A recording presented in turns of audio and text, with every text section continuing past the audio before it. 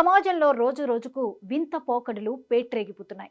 ఇప్పటికే కట్టుకున్న వారిని కాటికి పంపుతూ విచ్చలవిడిగా పరాయి వారితో కులుకుతున్నారు కొందరు స్త్రీ పురుషులు.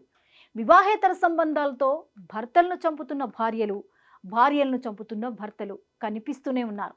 ఇప్పుడు ఒక పాపిస్ట్ ట్రెండ్ ఒకటి వచ్చి పడింది.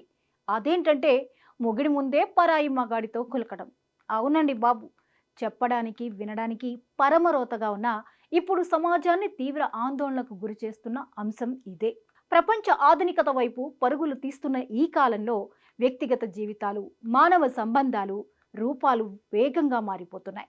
లైంగిక స్వేచ్ఛ, వ్యక్తిగత ఇష్టాలకు పెద్దపీట వేయడం సాధారణంగా మారుతోంది. అయితే ఈ మార్పుల మధ్య కొన్ని ధోరణులు వ్యక్తిగత హక్కుల రూపంలో చలామణి అవుతున్నప్పటికీ సమాజం పెట్టిన నైతిక విలువలకు సవాల్గా నిలుస్తున్నాయి.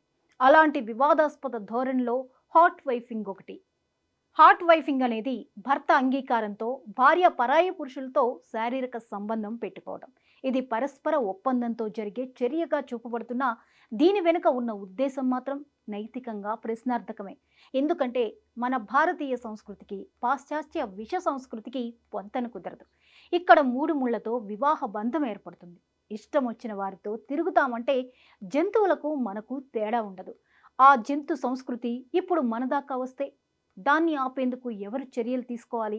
పరస్పర ఒప్పందంతో వివాహేతర సంబంధం తప్పు కాదని కోర్టులే చెబుతుంటే మరిన్ని పాశ్చాత్య రోత పోకడలు మన దేశంలోకి రావని గ్యారంటీ ఏముందన్న ఆందోళనలు సర్వత్రా వ్యక్తమవుతున్నాయి. వివాహం అనేది కేవలం శారీరక అనుబంధం కాదు. అది ఒక సామాజిక, మానసిక, నైతిక ఒప్పందం. ఇద్దరి మధ్య పరస్పర నమ్మకంతో, ప్రేమతో ఏర్పడిన బంధం. అలాంటి సంబంధంలో మూడో వ్యక్తి ప్రవేశాన్ని అంగీకారంతో న్యాయంగా నిలబెట్టడం సంబంధాల పవిత్రతను దిగజార్చే చర్యగా పరిగణించబడుతుంది. ఇది కేవలం వ్యక్తిగత చాయిస్ అనే ముసుగులో బలహీనమైన భావోద్వేగాలను ప్రోత్సహించే ప్రమాదం ఉంది.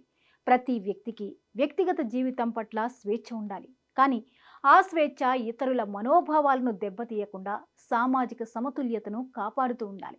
నైతిక విలువలు అనేవి వ్యక్తిగతంగా ఏర్పరచుకునే నియమాలు మాత్రమే కాదు, సమాజం మొత్తం ఆనవాళ్లు వేసిన సంస్కారాల పరంపర. వాటిని తుంచేసే ప్రతి చర్య కూడా సంక్షోభానికి దారితీసే ప్రమాదం ఎక్కువ. సమాజం అభివృద్ధి చెందాలి, సంబంధాలు ప్రగతిశీలంగా మారాలి. కానీ ఆధునికత పేరుతో విచిత్ర ప్రయోగాలను సమర్థించడం మంచిది కాదు. కొన్ని పాశ్చాత్య ధోరణులు మన దేశ సంస్కృతికి సరిపడవు. హాట్ వైఫింగ్ లాంటి వ్యవహారాలు వ్యక్తిగత జీవితం వరకు మాత్రమే పరిమితం కాకుండా సమాజంలో అస్వస్థతను కలిగించేలా మారుతున్నాయి. మన భారతీయ సంస్కృతి ధర్మం అనే భావన చుట్టూ తిరుగుతుంది. ఏ సంబంధమైనా ధర్మబద్ధంగా ఉండాలి. బాధ్యత, నిబద్ధత, విశ్వాసం అనే వాటిపై ఆధారపడాలి. అవి లేకుండా కలిగే ఏ బంధమైనా నిలదొక్కుకోదు.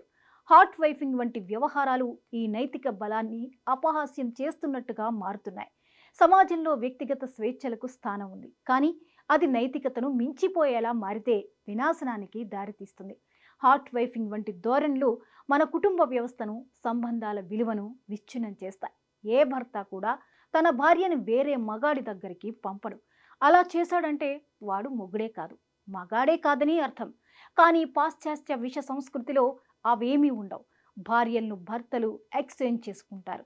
నైట్ పార్టీల్లో ఒకరి పార్ట్నర్ను ఒకరు మార్చుకుంటారు. ఒకటి కాదులే, పరమ రోత వ్యవహారాలన్నీ ఉంటాయి. అలాంటి కల్చర్ మన దేశంలో ఎక్కడైనా ఉంటే నిర్మూలించాల్సిన బాధ్యత సమాజం మొత్తంపై ఉంది. ఇప్పటికే హైదరాబాద్ లాంటి చోట్ల అమ్మాయిలు, అబ్బాయిలు కలిసి ఒకే గదిలో ఉండే హాస్టల్స్ పుట్టుకొచ్చాయి. అలాంటి కల్చర్ మన దేశానికే ప్రమాదం. మన సంస్కృతికి పెను ముప్పుగా భావించాలి.